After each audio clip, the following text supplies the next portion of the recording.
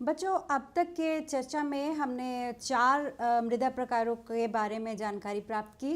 अब चलिए चलते हैं हम 5वें मृदा प्रकार यानी मरुस्थलीय मृदा के बारे में जानने। मरुस्थलीय मृदा का विकास वहाँ होता है जहाँ लंबी शुष्क ऋतु यानी ड्राई स्पेल यानी वहाँ वर्षा लंबे समय तक ना हो, साथ ही साथ वर्षा की मात्रा अल्प हो यानी काफ़ी कम हो, तो वैसे क्षेत्रों में मरुस्थलीय मृदा का विकास होगा। जहाँ तक इसकी रंग का बात है तो इसका रंग लाल या भूरा हो सकता है। अब आते हैं कि इस मृदा का निर्माण कैसे होता है, किन परिस्थितियों में होता है। तो इस मृदा का निर्माण उच्च तापमान एवं अत्यधिक शुष्क परिस्थितियों में चट्टानों के भौतिक अपक्षय एवं सन्निघर्षण यानी एट्रिजन के कारण होता है। उच्च तापमान आप समझ रहे हैं, अत्यधिक शुष्कता मैं बताई अभी, यानी बहुत लंबे समय तक वर्षा ना होना या कम मात्रा में वर्षा का होना, ये शुष्क जलवायु या शुष्क वातावरण उत्पन्न करता है। अब हमने यहाँ पर पढ़ा, एक और शब्द लिखा हुआ है भौतिक अपक्षय। भौतिक माने फिजिकल, अपक्षय माने वेदरिंग। यहाँ इसलिए ये भौतिक अपक्षय होता है, 2 तरह के अपक्षय आपने पीछे के क्लासेस में पढ़े हैं, एक भौतिक अपक्षय और दूसरा रासायनिक अपक्षय।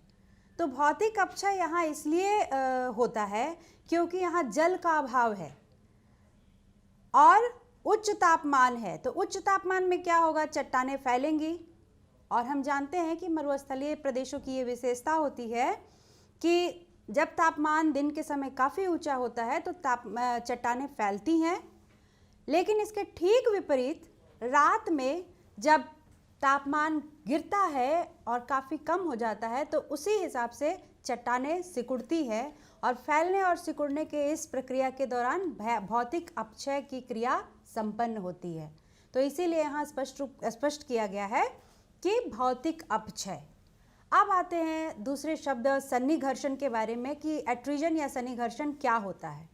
तो सन्निघर्षण यानी जब चट्टान आपस में, जब भौतिक अपक्षय होगा तो चट्टानों के टुकड़े बनेंगे, वो टुकड़े जब आपस में टकराते हैं तो इस क्रिया को कहते हैं सन्निघर्षण, और इसके कारण भी मरुस्थलीय मृदा का निर्माण होता है, यानी निर्माण को प्रभावित करने में ये भी एक कारक होता है। तो अब आप समझ गए कि निर्माण के पीछे किन किन कारकों का योगदान होता है। आइए अब अगली बात पर चर्चा करते हैं, वो है विस्तार, यानी ये मृदा कहाँ कहाँ पाई जाती है। तो इस मृदा का विस्तार भारत देश के अंदर राजस्थान के पश्चिमी भाग में, गुजरात के सौराष्ट्र एवं कच्छ के प्रदेश में,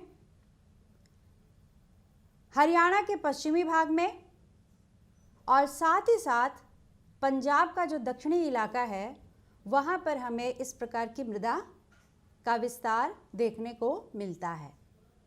आइए अब हम इसे मानचित्र की मदद से समझने का प्रयास करते हैं। यहाँ आप देख सकते हैं ये राजस्थान का पूरा पश्चिमी इलाका जहाँ की इस मृदा का फैलाव दर्शाया गया है। फिर ये आप देखिए गुजरात का इलाका, यहाँ पर ये थोड़ा नज़र आता है। फिर हम चलते हैं पंजाब में, तो आप देख सक रहे हैं बच्चों ये पंजाब है, ठीक है, मैं आपको ये दिखाने का प्रयास कर रही हूँ, ये पंजाब और इसका ये दक्षिणी भाग, इससे लगता हुआ ये जो प्रदेश आपको नज़र आ रहा है ये हरियाणा और इसका पश्चिमी भाग। तो यहाँ पर मरुस्थलीय मृदा का फैलाव आप साफ तौर पर देख पा रहे हैं।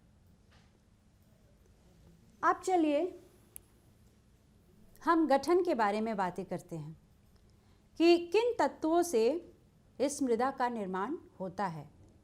पहले हम भौतिक विशेषताओं की बात करेंगे। तो इस मृदा में चूंकि पवन का बहुत बड़ा योगदान होता है, आप पढ़ चुके हैं इसको पूर्व के क्लासेस में, इसलिए मैं बहुत विस्तार से इस पर चर्चा नहीं कर रही हूँ।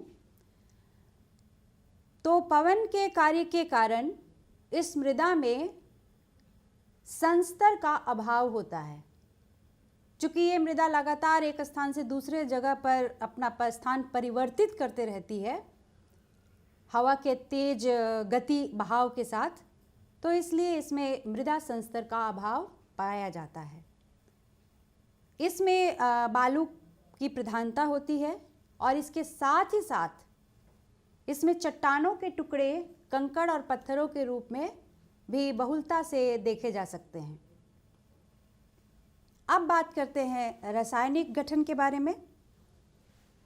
तो चूंकि यहाँ वर्षा की मात्रा कम, तापमान ज़्यादा रहता है, तो जो भी नमी होती है उसका तेजी से वाष्पीकरण होता है और फलतः मृदा में लवण की मात्रा अधिक संकेंद्रित हो जाती है, इसलिए मृदा लवणीय होती है।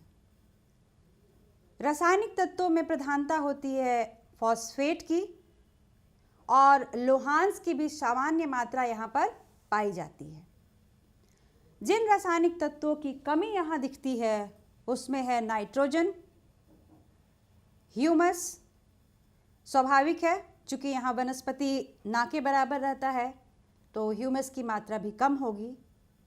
और नमी, चूँकि वर्षा काफ़ी कम होती है इसलिए भूमि में नमी की मात्रा भी बहुत कम होती है। तो बच्चों, इस प्रकार हमने जाना कि मरुस्थलीय मृदा का निर्माण कैसे होता है, कहाँ पाया जाता है, इसका गठन किन तत्वों से होता है। अब अंत में चर्चा करते हैं कि आखिर कौन कौन सी फसलें यहाँ उगाई जा सकती हैं। तो इस मृदा की सबसे जो लिमिटिंग फैक्टर होती है, जो इसको खेती के लिए अनुपयुक्त बनाती है, वो है नमी की कमी, यानी पानी की कमी। तो उसकी भरपाई हम कर सकते हैं सिंचाई सुविधाओं का विकास करके। पिछले अध्याय में हमने चर्चा किया था कि किस प्रकार इंदिरा गांधी नहर यहाँ पर वरदान सिद्ध हुई है। तो सिंचाई का प्रबंध करके हम यहाँ पर निम्न फसलों का उत्पादन कर सकते हैं: कपास, गेहूँ, तिलहन, दालें, बाजरा और ज्वार। साथ ही साथ यहाँ पर पशुओं के लिए चारा फसलों का भी उत्पादन किया जाता है। बच्चों, अभी आप अपने स्क्रीन पर इंदिरा गांधी नहर का चित्र देख पा रहे हैं और आप ये समझ पाएंगे कि किस प्रकार रेगिस्तान के बीच ये नहर सिंचाई के लिए वरदान है। अभी ये दूसरा चित्र आपके सामने है, जिसमें आप देख पा रहे हैं कि किस प्रकार एक छोटा सा तालाब है और उसमें आप देखिए जानवर और वहाँ के जो स्थानीय लोग हैं इस जल स्रोत से अपनी आवश्यकताओं की पूर्ति कर पा रहे हैं। अभी आपकी स्क्रीन पर ये तीसरी तस्वीर है, जिसमें आप मरुस्थलीय मृदा का फैलाव और साथ ही साथ यहाँ जो थोड़ी बहुत वनस्पति पाई जाती है उसे देख पा रहे हैं।